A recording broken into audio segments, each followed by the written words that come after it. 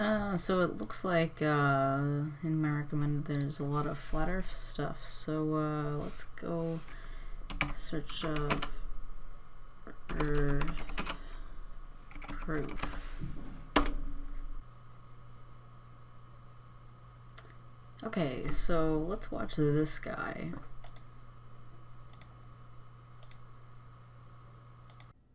Hello everybody.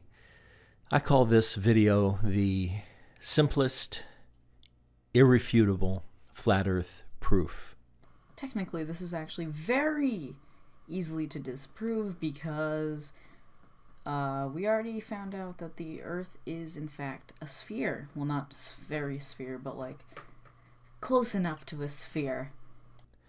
Now I know there's going to be some people who will watch this who know me personally, and people who know me personally know that I am not a fool. Man, I don't know you personally, but I already know that you're a fool. I have a degree in math, and I have a Juris Doctorate, and I have been practicing law for almost 30 years. Some of these people who will watch this know that I have won some incredibly difficult jury trials. Are you sure you can be talking about this right now, or, yeah? A jury trial is not a simple thing. Many attorneys avoid them at all costs because they are so difficult and so stressful. Can you get on with the, flat earth theory, please? Thank you. And I have won some cases that people would think that you could never win. But I won't get into the details of those. I just want people to realize that I'm not a fool. The thing is, people already realized that. The thing is, you haven't realized that yourself. When I first heard about the flat earth a year ago, or a little more, I totally ignored it. I wish you could have kept ignoring it. Because I thought, come on, that's foolish. And that's natural, that's normal. Because we've all been brainwashed by scientism.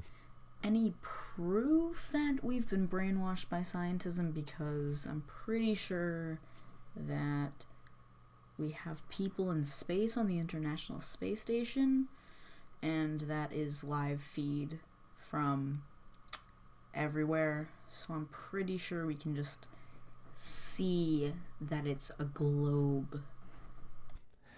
By those priests. You're thinking of Scientology, not scientism. Scientism is the, just like scientists. Of a new religion, who believe in science, who believe that science, when you understand science, it dispels all notions of a God who rules in the affairs of men and who created the earth. Actually, it says right here that the intellectual and practical activity encompassing the systematic study of structure and behavior of the physical and natural world through the observation and experiment. So, it's not really a religion. It's kind of the opposite of religion. Science is proving theories, and religion is believing in a higher being than yourself. So, I think you're getting this stuff screwed up, buddy.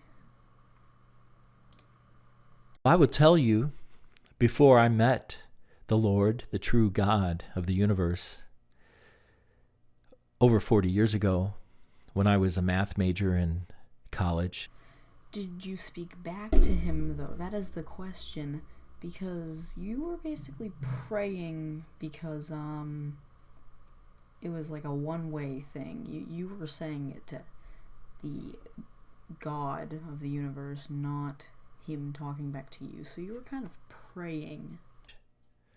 I turned totally away from faith, and I did believe that math was God. I did. Because math seems to explain everything. Oh, no, I spoke too soon. He was talking about math. But we have been deceived. And now I want to show you the simplest, irrefutable flat earth proof. Oh, by the way, I do want to recommend Robbie Davidson's new video on scientism. I will put a link to that in the information box below. I encourage you to watch that. It's very well done, and it really explains a lot. Finally, jeez. So let's look at the first flat earth proof. You see the globe. Now consider an airplane. Okay, this airplane is going to fly always at a level altitude with respect to the Earth. And any of you who have studied the flat Earth ideas know that there is an equation that describes how much curvature is in the Earth from given distances, and that is defined as 8 inches times the number of miles squared. So that if you go through that calculation, you can figure out how far below the horizon something should be from a particular distance. And the idea also is that as a plane would traverse the globe, it would have to be always adjusting its nose a little bit down in order to continue at a level altitude. No, it wouldn't. Gravity keeps everything in check, because if you're flying at a straight level, then you're going to be moving with the Earth due to gravity, so you wouldn't have to tip down, because there's a thing called gravity, and it keeps you at your level that you've been looking at the whole entire time, but you just don't realize that you're being held down due to gravity. Now, if you consider this plane going to the east here, just going to the east, you see that the plane always seems to be level with respect to the Earth, and then, if it keeps itself at a level altitude, then it would just simply land at a country on the other side of the globe. Okay? That's easy to see when you're going east and west. Staying at a same altitude is very hard due to wind, gravity pulling you down, and everything, so it's not really theoretical. I know it's theoretical, but that's not very accurate, would you say? But what about when you're going from north to south? And this is the proof, and you can't deny it. I'm kind of denying it right now. So you start your journey at the Arctic, as far to the north as you can. And you begin to go south. Now notice, as I'm going south, I have to continue dipping the nose of my airplane in order to stay level with the ground. I know that in this thing you've said that you have to keep your thing level. I know, because the globe and you don't have to worry about gravity. But in the real world, you have to worry about gravity, because if you're pointing at a direction angle and you keep on going straight forward, you're going to be curving down over the Earth, but you won't realize it, because the gravitational field is going to be holding you down, and you don't know what direction you're facing. Because if you ever tried it, going down on upside down on a roller coaster, you don't really notice that you're upside down, do you? If you've ever had the chance to do that, you don't really notice that you're going upside down. You feel the pressure in your head, but you don't see that you're going upside down, do you? Now I'm going to continue all the way to Antarctica. Now notice I'm continuing to dip my nose down to stay level with the Earth. Now I'm going down into South America, continuing to dip down, and finally I get down here to Antarctica. And look at that. My airplane is upside down. Well, you're going to say, well, we know that people that are in the southern hemisphere are still standing right side up. Everybody stands right side up on the earth. We know that. But yet you just flew down here. You're upside down. You cannot refute that. All right. So okay.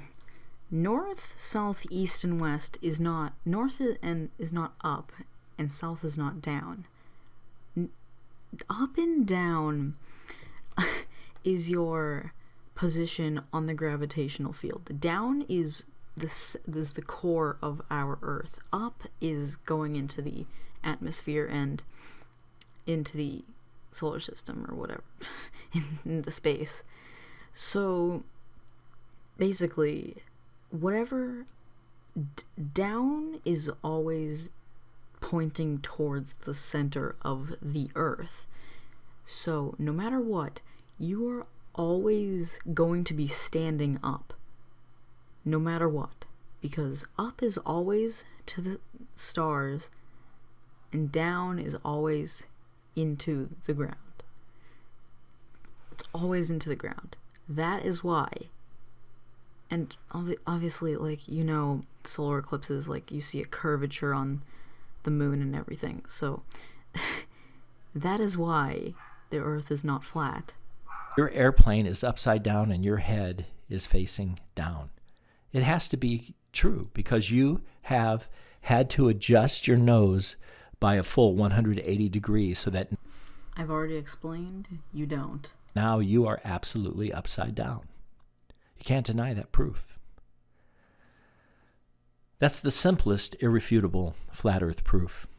Well, I'm done with this stupidity. I'm going to leave it off here, and I really hope all of you enjoyed this episode. So thank you all so much for watching, and I'll see you in the next video, everybody. Bye-bye, everyone.